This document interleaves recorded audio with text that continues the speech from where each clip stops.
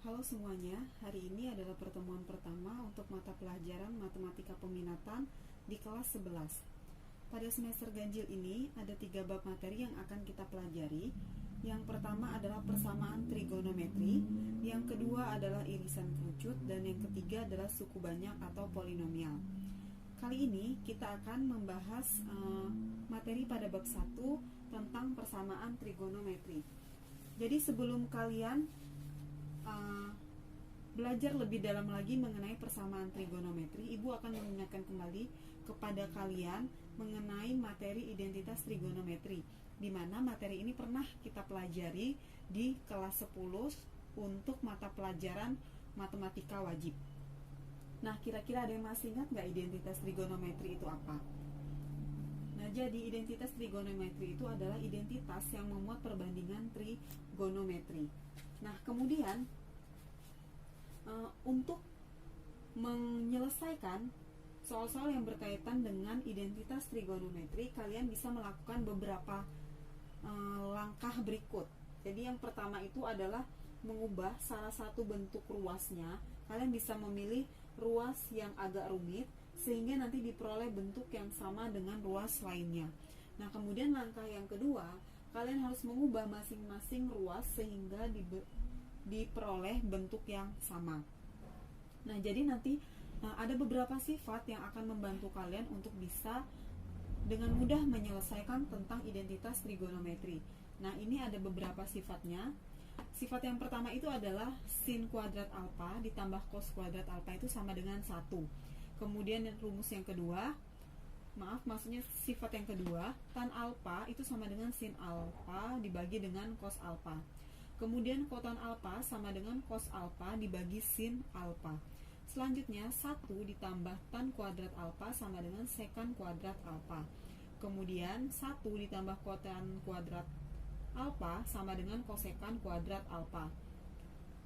Kemudian sifat selanjutnya, kosekan alfa sama dengan 1 per sin alfa.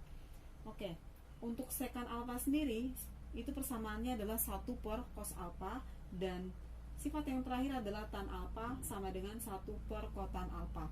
Nah, jadi masih banyak sifat lain yang perlu nanti kalian bisa pelajari atau kalian cari-cari di internet. Jadi ini adalah sifat yang umum dan sering dipakai nanti atau sering digunakan ketika kita akan menyelesaikan soal-soal. Kita masuk ke contoh soal. Di sini Ibu akan memberikan 2 buah contoh. Ini contoh yang pertama. Buktikan identitas trigonometri untuk tan alfa dikali sin alfa ditambah cos alfa itu sama dengan sekan alfa. Nah, jadi tadi Ibu juga sudah menjelaskan syarat untuk menyelesaikan sebuah identitas trigonometri itu adalah yang pertama, kalian harus memilih ruas yang cukup rumit ya. Nah, jadi di sini ada ruas kiri yang terdapat identitas trigonometrinya adalah tan alfa dikali sin alfa ditambah cos alfa, dan ada ruas kanan yaitu sekan alfa. Nah, jadi kalian harus pilih antara ruas kiri dan ruas kanan ini mana yang identitas trigonometrinya cukup rumit. Nah, ketika kalian sudah memilih, nanti kalian bisa dengan mudah merubah identitas trigonometri ini sesuai dengan sifat-sifat yang sudah kalian ketahui sebelumnya. Baik, nah kira-kira ruas mana yang cukup rumit? Oke, jadi ruas yang cukup rumit itu adalah ruas kiri ya. Nah, jadi kita akan merubah ruas kiri ini nanti supaya hasilnya harus sama dengan ruas kanan, yaitu sekan alfa ya. Nah, jadi sebelum kita merubah identitas trigonometri ini, Ibu ingatkan kembali bahwa di sini ada sin alfa dan cos alfa. Jadi nanti ketika kalian menemukan soal di mana ada sin alfa dan cos alfanya, kalian tidak perlu merubah sin alfa dan cos alfa lagi. Mengapa? Karena sin alfa dan cos alfa itu sudah berbentuk sederhana.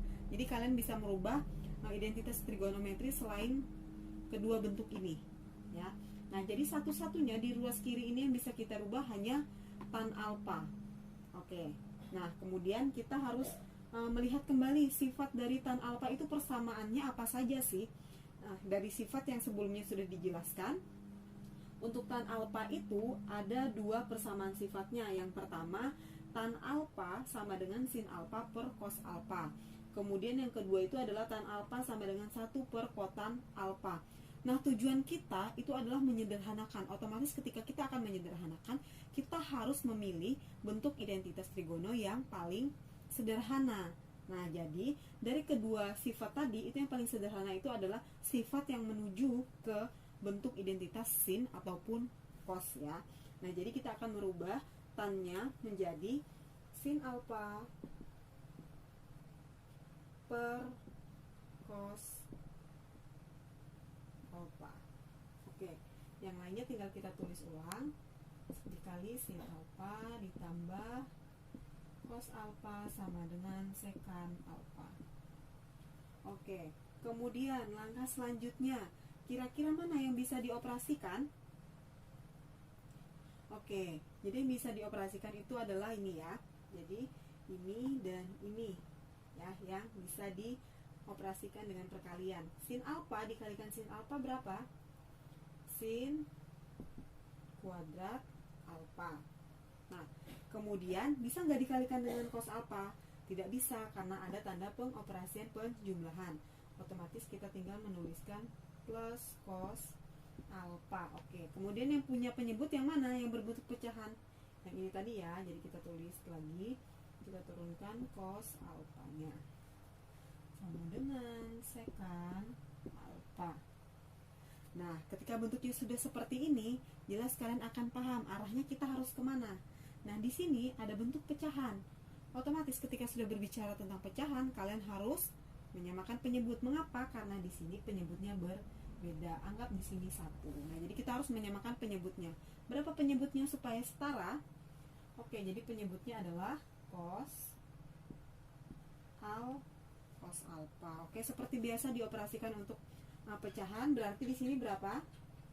Hasilnya adalah sin kuadrat alfa. Jadi cos alfa dibagi cos alfa 1 naik dikalikan dengan sin kuadrat alfa, hasilnya adalah sin kuadrat alfa. Kemudian ini cos alfa dibagi 1, hasilnya adalah cos alfa. Cos alfa dikalikan cos alfa sama dengan cos kuadrat alfa sama dengan sekan alfa. Oke, langkah selanjutnya. Nah, kira-kira jika bentuknya sudah seperti ini, mana yang bisa kita rubah? Oke, jadi kita buka kembali sifat-sifat tadi. Jadi kita lihat mana nih kira-kira yang bisa dirubah merujuk ke sifat. Jadi yang bisa dirubah itu adalah ini. Sin kuadrat alfa ditambah cos kuadrat alfa itu sama dengan berapa di sifat? Oke, sin kuadrat alfa ditambah cos kuadrat alfa di sifat itu sama dengan 1.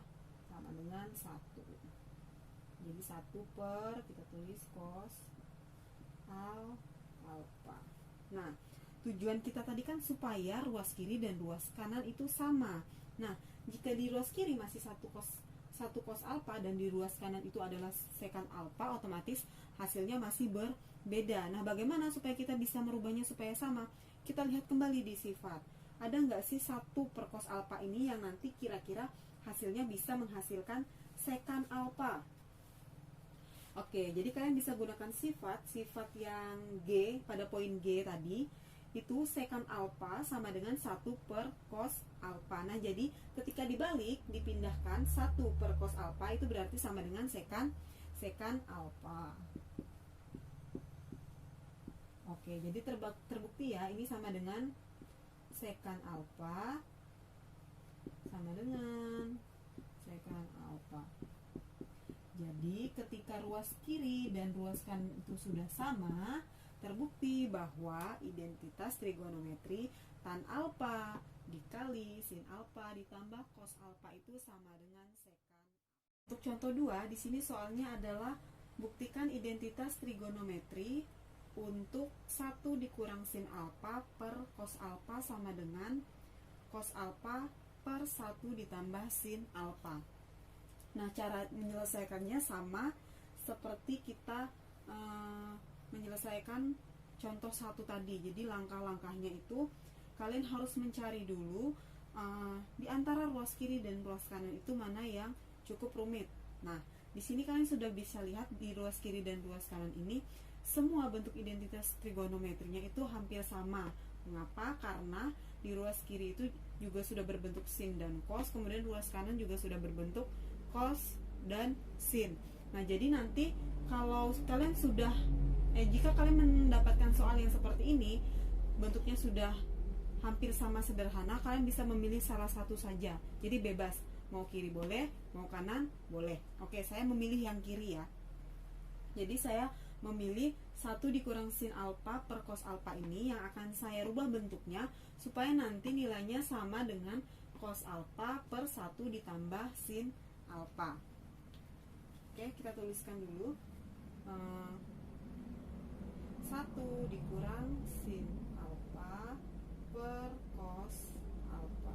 Nah, kita intinya gini, identitas trigonometri itu bagaimanapun caranya kita tetap memegang teguh pada sifat, dan tujuannya adalah supaya nanti kedua ruas kiri dan kanan ini hasilnya bisa sama ya. Nah, jadi saya akan mengalihkan 1 dikurang sin alfa per cos alfa ini dengan 1 ditambah sin alfa per 1 ditambah sin alfa.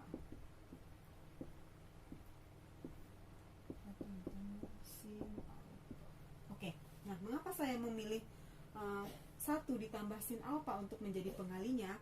Jadi intinya saya mau mengarahkan penyebutnya ini supaya nanti sama dengan yang ruas kanan ya.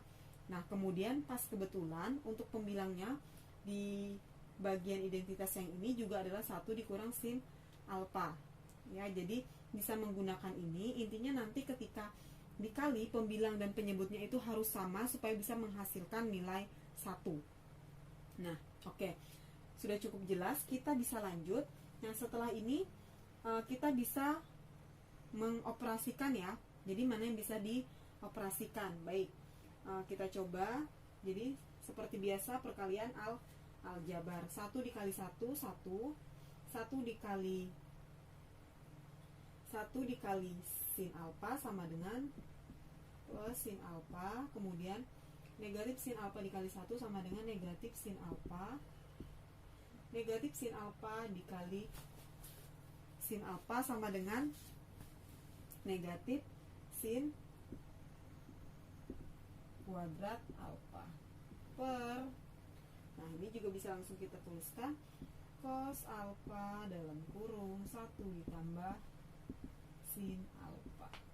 Oke, sama dengan cos alfa per 1 ditambah sin alfa. Nah, kemudian langkah selanjutnya mana yang bisa kita operasikan kembali? Kita lihat untuk pembilangnya dulu nih, kira-kira mana? Oke, ada yang sama ya, yaitu plus sin alfa dan min sin alfa. Jadi ini bisa langsung kita coret. Habis. Jadi tinggal 1 dikurang sin kuadrat alfa per cos alfa dikali 1 ditambah sin alfa sama dengan cos alfa per 1 ditambah sin alfa.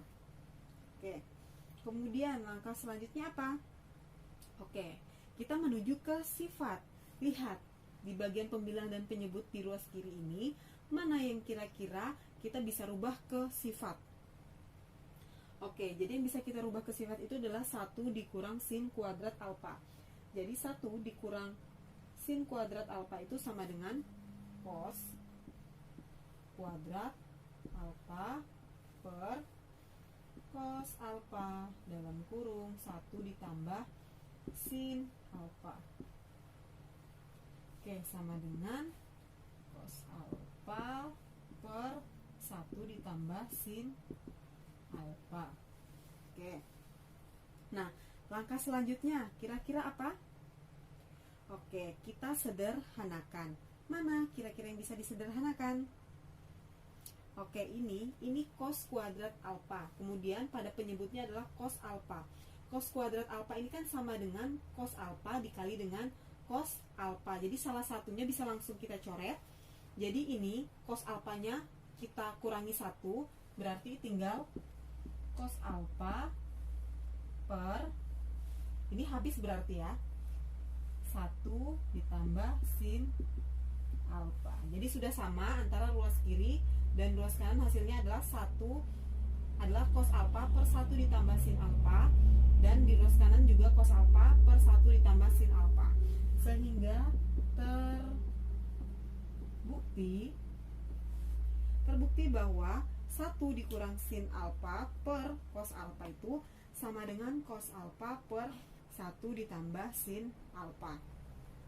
Baik, demikian penjelasan saya untuk materi identitas trigonometri kali ini. Semoga bermanfaat. Terima kasih.